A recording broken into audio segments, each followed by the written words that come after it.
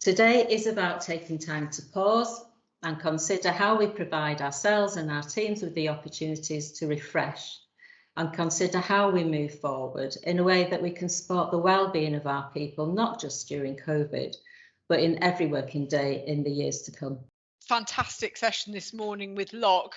Particularly enjoyed Paul Chudley with his introduction, which was really lively start. And from that, I took away especially the idea that are our staff engaging despite our organisation, or can we do more as an organisation to engage our staff? It's the scientific case for supporting what it is that people in the wellbeing space are doing, helping them to see that the science does absolutely suggest that we should tackle wellbeing in our organisations with confidence, with assurance, feeling empowered and confident, because the evidence around performance, the evidence around engagement, and actually not of the ethical arguments about the way we treat with people all line up and very much say that the only types of organisations that are going to be sustainable in their effectiveness over the long term are those that are actively taking care of the well-being of individuals and teams. This was a great opportunity to kind of get some headspace and just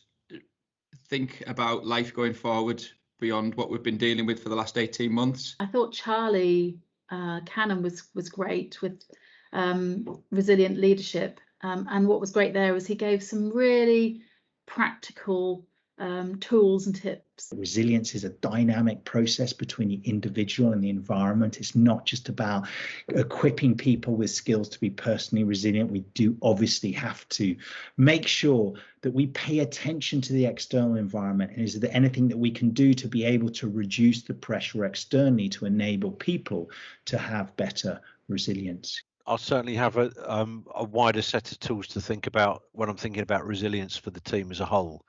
That you tend to think about your own personal resilience and what you do and how you cope with situations, but understanding there's a range of approaches within the team. Helping leaders put their own oxygen mask on first. Often in the helping professions, and I include myself in this, we're often putting the oxygen mask on others without prioritizing our own oxygen mask on first. What was really apparent is that for all of us, what's at the heart of moving forwards is looking after ourselves and making sure that we are as healthy as we can be and as well as we can be to work better with our colleagues and patients moving forwards. And when we're not at our best and under pressure, we cast a type of shadow, and that has an impact.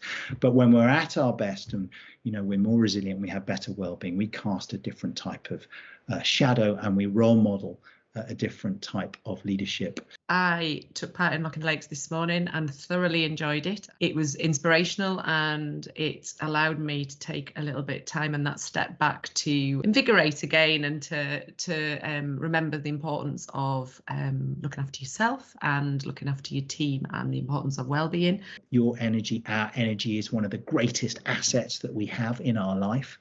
And as leaders, we are conductors of energy. What energy are you transmitting? And that's one of the things that's within our control as leaders, our energy. The importance of tackling the stresses at source. So it's no good just, throwing kind of, salve at things and hoping they'll get better, but actually, tackling things at source and removing them. Commonalities of the resilience research is that people who demonstrate resilience in certain contexts have this ability to control the controllables, focus on the things that are within their control, and don't stress, worry, and overly concern on the things that are outside of their control. I found it a really interesting morning. This session that I particularly enjoyed was the one about resilience with the coach guy. Some really different perspectives. Being in and out of the box. When we're out of the box, we're at our best. We have a different experience of reality in life. And when we're in the box, we're not at our best. We often feel stressed and we feel trapped, and our performance and our well-being drops. My takeaway message was absolutely about when a flower doesn't bloom, we fix the environment and we don't try and fix the flower. And for me, what it made me think about is the fact that we're all part of our environment. And so I was thinking about the fact we can all contribute to the environment that helps everyone to bloom within it. Takeaway messages for me are look after yourself and you will do good things, number one. Number two is to enjoy working outside the box. And the last one is about controlling the controllables. We talk about that a lot, but I think control the controllables is a good way to refocus our minds when everything else seems like chaos. I definitely felt like I left the session today feeling really motivated and ready to energise my team and share some of the learning with not just my team, but the organisation as a whole. Great day. And although it'd be even better if it was face to face, it worked great on Teams. Really, really good session, really well paced, and I thoroughly recommend. Well done, Click team. It's another astounding LOC in the Lakes. Thank you.